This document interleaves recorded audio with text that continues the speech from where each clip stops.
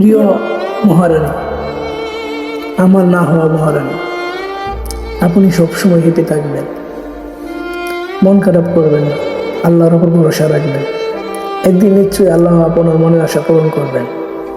আপনি কারো কাছে দামি না হলেও আমার কাছে অনেক মূল্যবান।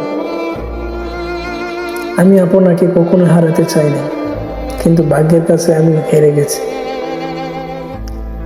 অসময়ের একটা দেখায় এতটা কাছে আসবে কখনো ভাবতেও পারি না। যাই হোক, আপনি সবসময় ভালো থাকবেন এই কামনাই করি।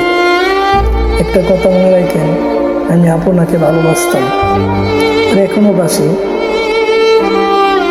আর ভবিষ্যতেও ভালোবাসবো। দূর থেকে অনেক কিছু সুন্দর, যেমন চাঁদ আপনার চাঁদের থেকে কোনো অংশে কম না। ভালো থাকবেন আমার না হওয়া, আমার পবিত্র ভালোবাসা মহারানী।